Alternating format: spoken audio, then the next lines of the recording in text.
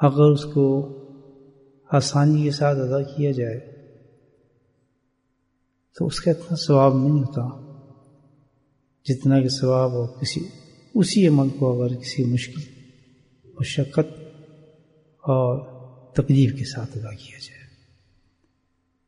اللہ کا فضل اور رحمت کا تقاضا یہی ہے.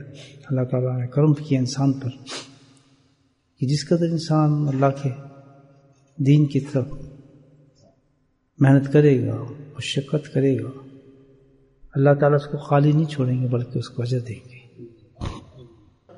کہ مشقت یا نفس سے بار ہو رہی ہے وہ چیز تو اس کی وجہ سے عمل نہ چھوڑے آدمی. اس کے پیچھے اللہ تعالیٰ نے بہت ثواب رکھا ہے. یہ نہیں کہ خالی بس اللہ تعالیٰ محنت کرائے گا.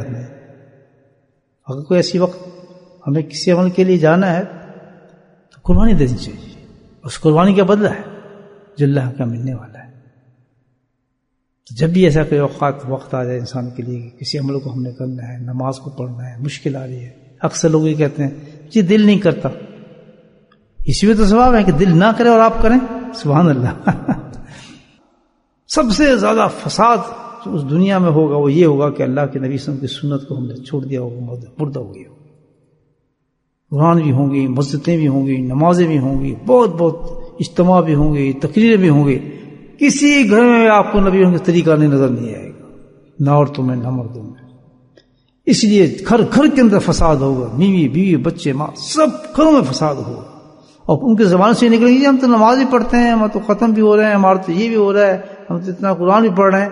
حقیقت کو نہیں سمجھیں گے کہ فساد اس وجہ سے ہے کہ جو چیز روح ہے ہر چیز کے تم نے اس کو تو ختم کر دیا. نبی ہر طریقے کا نام ہی نہیں ہے، سنت کا تو نام ہی نہیں ہے. تو وہ زمانہ اللہ نے لفظ استعمال کیا ہے کہ وہ فساد کا زمانہ ہوگا، مصیبتوں کا زمانہ ہوگا، پریشانیوں کا زمانہ ہوگا، جنات کا زمانہ ہوگا، افراتفری کا زمانہ ہوگا. کسی کو کچھ پتہ نہیں ہوگا کہ میرا کیا رشتہ ہے کسی کے ساتھ ہے. کیونکہ جس وقت نبی پر سنت مردہ ہو جائے گی، وہ ختم ہو جائے گی تو سب رشتے ختم ہو جائیں گے، تقدس سے ختم ہو جائے گا. بیوی ایک بیٹی اپنی ماں کی کیا عزت کرے گی؟ تو کھڑے ہو چل بکواس نہ کر.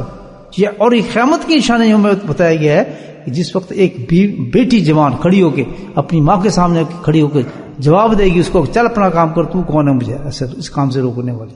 یہ قیامت کی عظیم ترین نشانی میں بتایا کہ یہ حال ہو جائے گا. آرام میں کرنے والے کا ثواب صحابہ کو کہہ دیا کہ تم تو کر رہے ہو، تم ایک درجے کا ثواب، لیکن وہ مشقت میں کریں گے ان کو 100 درجے کا ثواب. صحابہ کو کہہ دیا. لیکن سبحان اللہ، بولے سبحان اللہ لگی. اللہ کے ذکر کے بارے میں کیا کہا اللہ نے، یہ سوچو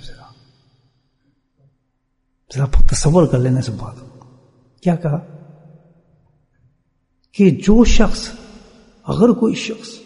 شخص بھی نرم گرم بہترین قسم کے بستروں میں بیٹھتا ہے، ذرا سن لیں حدیث.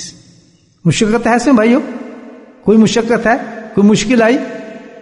کچھ مشکل نہیں. کیا نام گیا کہ جو اپنے بستر میں جاتا ہے آرام سے، جناب بوٹل لگی ہوئی ہے اور بیٹھ گیا، سونے کا موڈ بنا ہوا ہے اور جناب تسلی کے ساتھ بستر میں سونے جا رہا ہے. وہاں کسی کو تکلیف ہوتی ہے، کسی کو پریشانی ہوتی ہے؟ سونے کا ٹائم ہے، بستر کا آرام ہے، تکیے میں ایسے ٹیک لا کے بس نیند کی طرف جا رہا ہے، جھوم رہا ہے جناب اللہ. اس حالت کے اندر کوئی تکلیف نہیں.